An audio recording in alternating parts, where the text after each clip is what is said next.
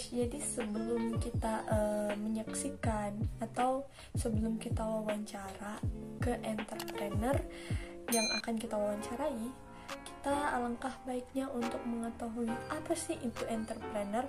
Nah, entrepreneur itu adalah seseorang yang menciptakan satu bisnis yang baru dan orang itu bersedia untuk menanggung resiko dari mendirikan bisnisnya itu, karena mendirikan satu bisnis itu tidak mudah dan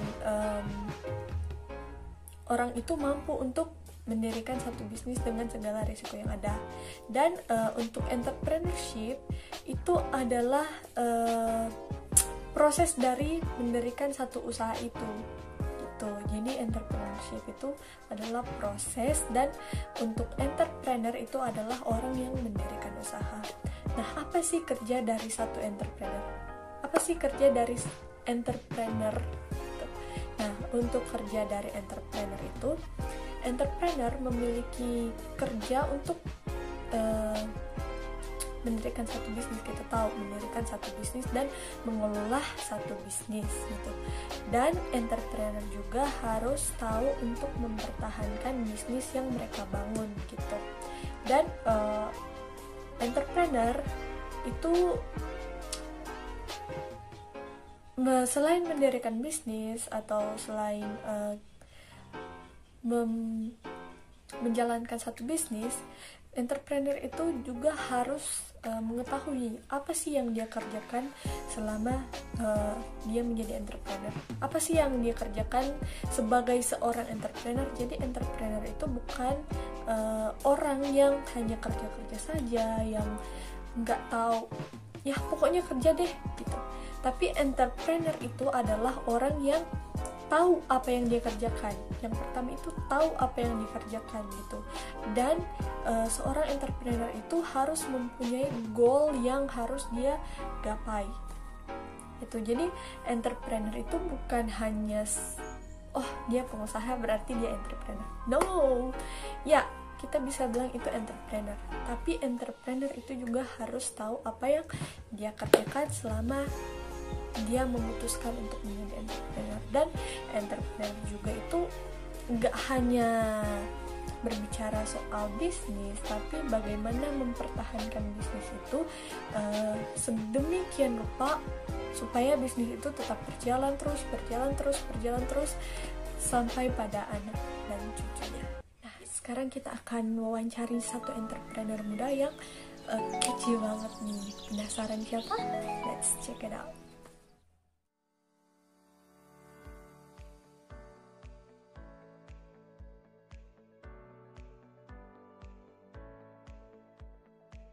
Oke guys, jadi saat ini saya Natasha Alo, saya perwakilan dari kelompok 4 dan saya nggak sendiri di sini, saya ditemani oleh Kak Angel Wotolo sebagai entrepreneur. Nah, sebelum kita bertanya lebih lanjut Kak bisa nggak untuk mendeskripsikan usahanya Kak, namanya apa, bidang usahanya apa, dan bentuknya seperti apa?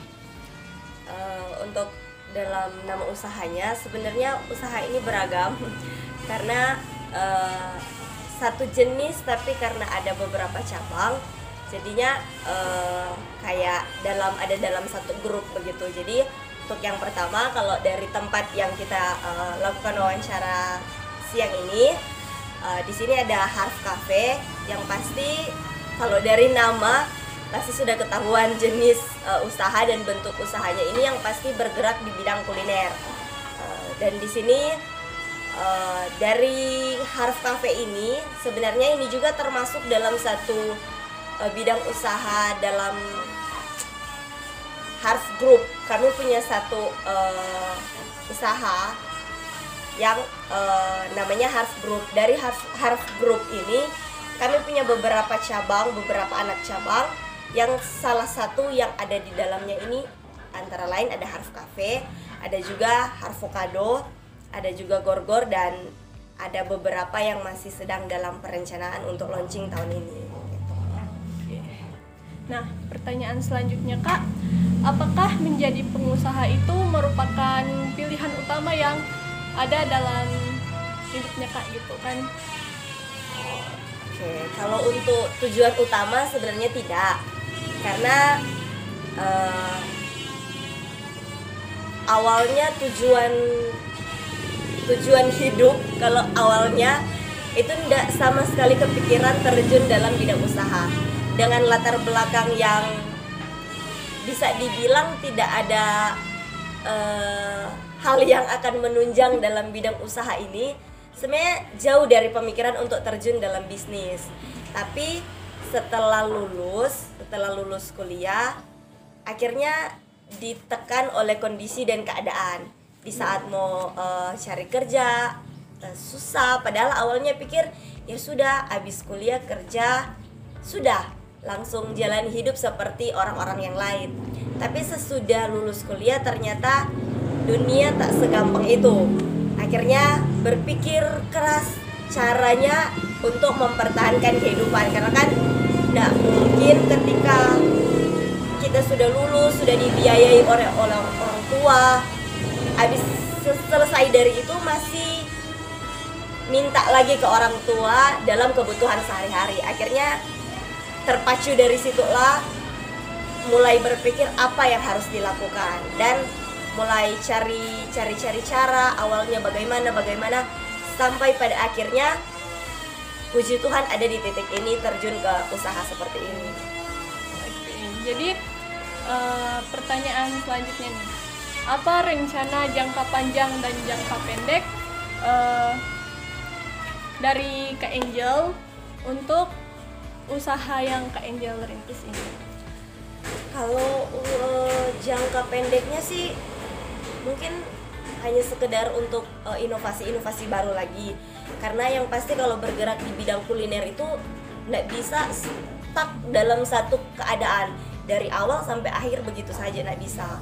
Yang pasti harus ada setidaknya mungkin per 3 bulan itu harus ada inovasi-inovasi baru yang kita keluarkan. Jadi mungkin kalau untuk jangka pendek mungkin hanya sekedar ada produk-produk varian baru yang bisa kita keluarkan untuk bisa menarik daya minat pelanggan-pelanggan. Kalau untuk jangka panjangnya sih, karena seperti yang saya bilang tadi, bahwa ini tergabung dalam satu Harv Group yang tadi itu. Jadi kalau untuk usaha ini dalam jangka panjangnya, kalau Tuhan berkenan, beberapa bulan juga ke depan akan ada launching satu anak cabang lagi, tapi ada di Manado. Oke, jadi gitu ya. Terus target marketnya dari usahanya Kak Angel ini siapa sih?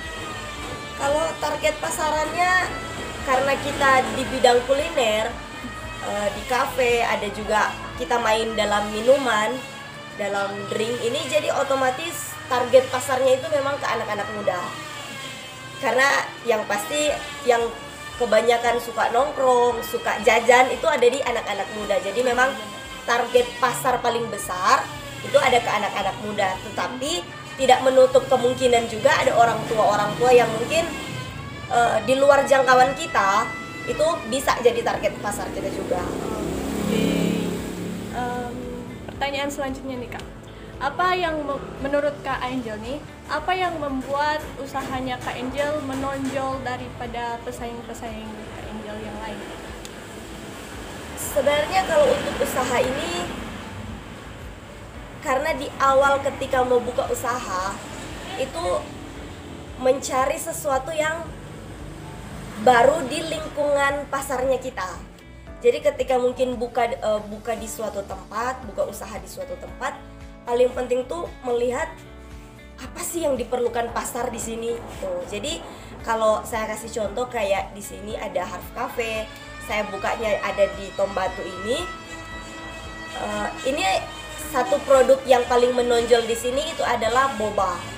Karena di saat saya mau buka itu di tempat ini, di sini itu pesaing boba masih kurang. Jadi ketika dibuka di sini, puji Tuhan itu menjadi sesuatu yang baru lagi di Tombatu ini. Kalau mungkin contoh yang lain ada yang di Manado itu Harvocado. mungkin selama ini kalau orang jual avocado itu alpukat, khususnya alpukat, biasanya pada alpukat koco atau mungkin hanya sekedar alpukat yang di jus sekedar saja begitu. Tapi kalau dari produknya saya itu saya coba dengan varian-varian baru lagi.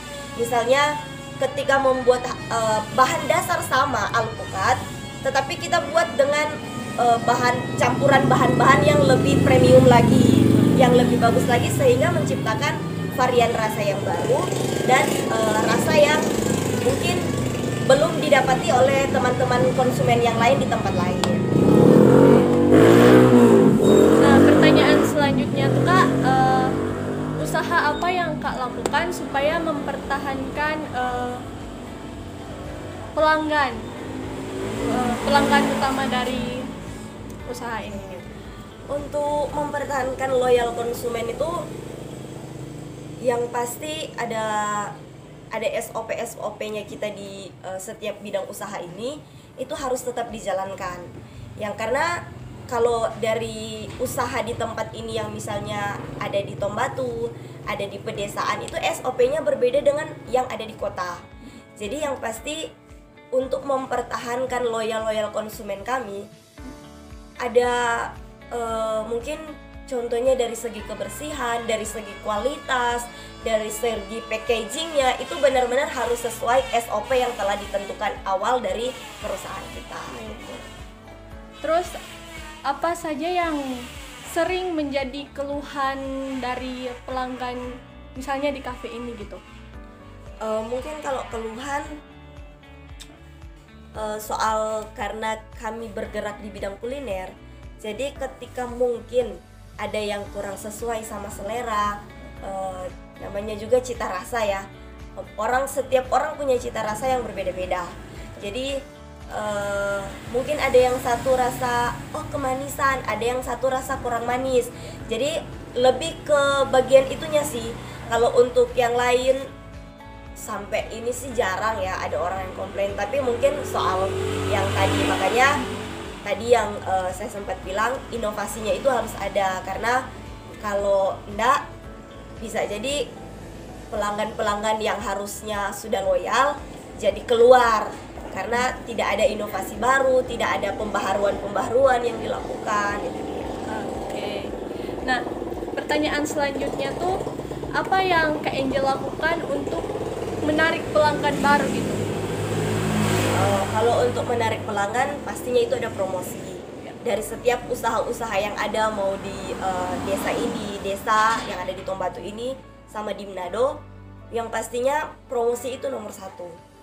Karena kalau tidak promosi, bagaimana orang lain bisa tahu produk kita ini seperti ini gitu. Jadi untuk mempromosikannya itu yang pasti mungkin dari sosial media kami muat hal-hal positif tentang setiap produk yang kami jual. Kalau mungkin yang ada di Manado tentang alpukat, bahan dasarnya alpukat, ya kami muat dalam promosi ini apa sih keuntungan ketika kami mengonsumsi alpukat ini. Nah, gitu. Mungkin yang kedua juga bisa seperti endorse ke teman-teman, berhubung punya link untuk ke teman-teman yang selebgram atau YouTuber. Jadi kita bisa promosikan dari situ, karena yang pasti target pasarnya kita anak-anak muda. Ketika mereka lihat orang yang mereka follow memposting sesuatu, pasti kan rasa penasaran itu ada. Nah, dari situlah sebenarnya cara utama kita untuk menarik pelanggan. Mungkin yang belum tahu bisa menjadi tahu dari promosi-promosi ini. Oke. Nah, kan tadi Kak Angel udah bilang promosi kan.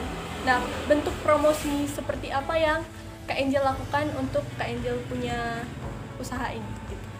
Kalau promosinya sebenarnya berbeda-beda ya. Kalau ada contoh realnya, kalau untuk mungkin yang di Manado, untuk avocado setiap tanggal 20 itu kami turun harga.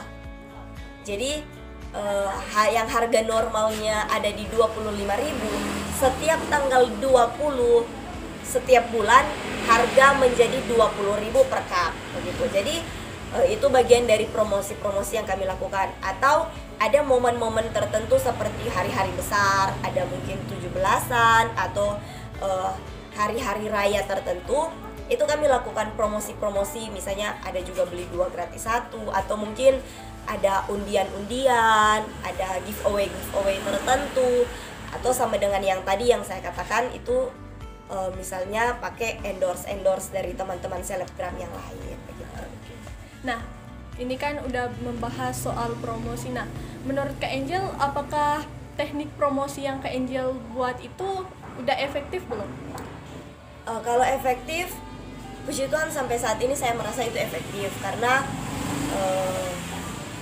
kami bermain di dunia bisnis ini, dunia kuliner ini, termasuk mulainya dari nol, dari tidak punya rekan bisnis yang mungkin bisa menunjang, tapi kami mulai dari nol, dan puji Tuhan saat ini hampir 2 tahun berjalan, puji Tuhan bisa bertahan di tengah kondisi yang ya semua tahu, pandemi, masa sangat-sangat sulit, tapi puji Tuhan semuanya bisa bertahan. Jadi giat promosinya itu wajib, dan yang pasti tinggal mungkin hari-hari berikutnya selanjutnya ditambah inovasi lagi dalam promosi-promosi ini. Oke. Nah, pertanyaan selanjutnya tuh, apakah ada pendapatan lainnya selain dari menjual produk? Contohnya pendapatan dari sewa atau dari iklan? Kalau saat ini sih belum ada kalau soal itu dia, karena semua bidang usahanya dalam penjualan produk-produk. Jadi walaupun mungkin dalam Harf Group ini ada beberapa cabang usaha, tetapi semuanya masih dalam penjualan grup. Karena di sini di Harf Group juga ini mungkin ada di bidang kuliner, tapi ada juga yang bidang fashion. Tetapi ya semuanya masih dalam penjualan per produk. Oke. Nah,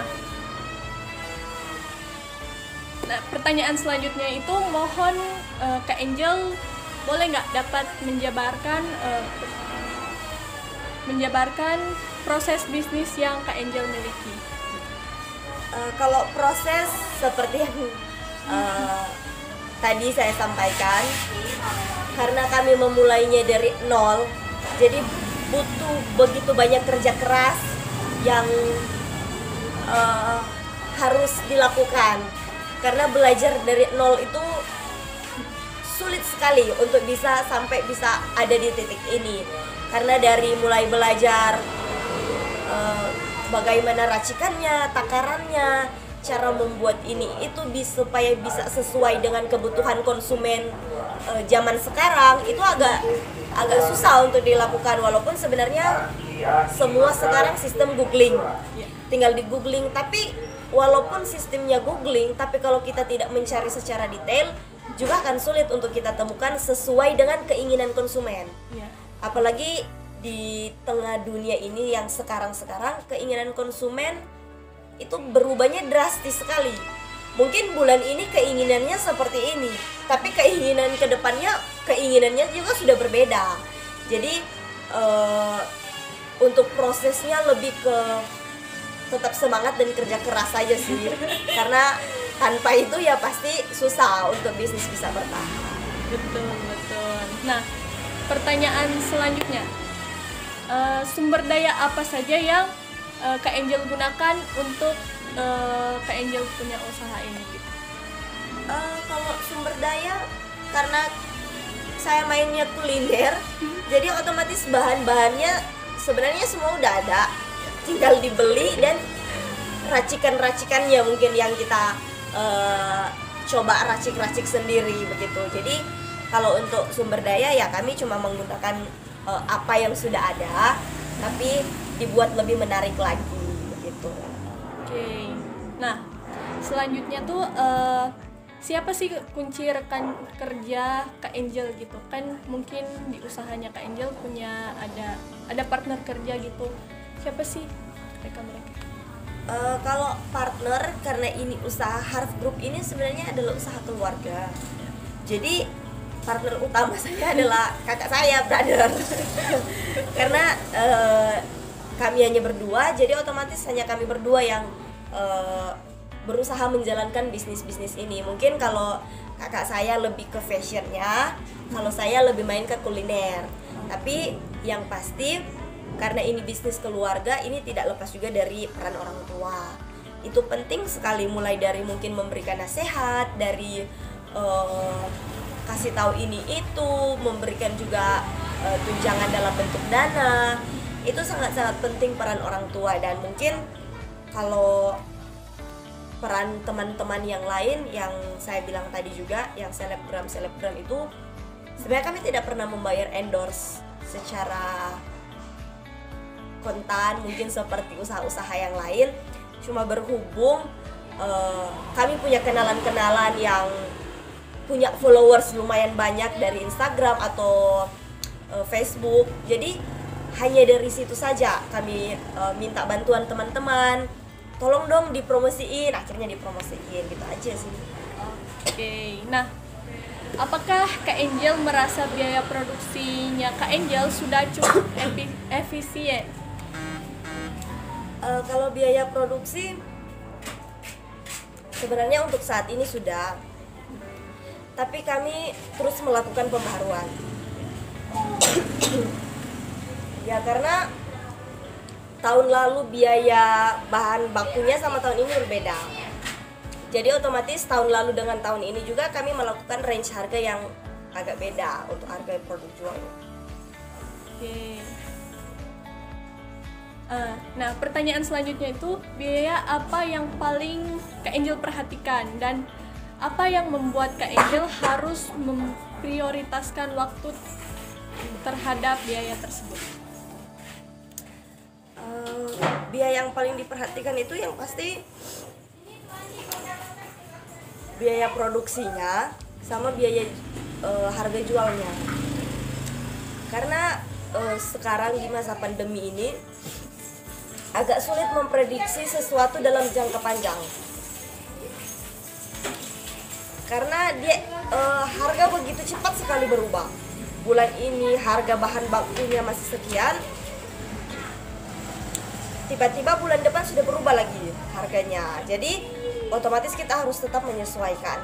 Ketika mungkin bahan baku naik, kita harus putar otak untuk berpikir caranya bagaimana untuk tetap kiranya harga jual kitanya tetap stabil gitu. Gitu sih. Oke. Jadi sebenarnya itu pertanyaan terakhir. Itu pertanyaan terakhir dan saya mau minta Kak Angel ada nggak quotes untuk teman-teman saya yang ada di kelas Introduction to Entrepreneur gitu? Apa ya? Yang pasti setiap kehidupan kita punya tingkat kesulitan yang berbeda. Tetapi percayalah, setiap kesulitan yang kita alami itu pasti bisa kita lalui. Kalau mungkin teman-teman yang kuliah saat ini punya planning untuk ke depan, I want to be something gitu, tapi mungkin tidak tercapai. Mungkin terjun ke dunia bisnis juga bisa lah kita lakukan untuk mencapai sesuatu yang kita inginkan. Jadi sebenarnya jadilah tetap anak muda yang punya semangat tinggi, walaupun tidak semua keinginan kita bisa kita capai. Oke, nah I want to say thank you for Kak Angel sudah menjadi partner dalam kelompok 4, dan saya juga mau berterima kasih banyak kepada kameramen yang sudah bersedia untuk merekam kami dalam wawancara ini. Dan untuk teman-teman, I want to say thank you very much for watching. Stay safe, stay healthy, and see you on the next project. Bye bye. Bye bye.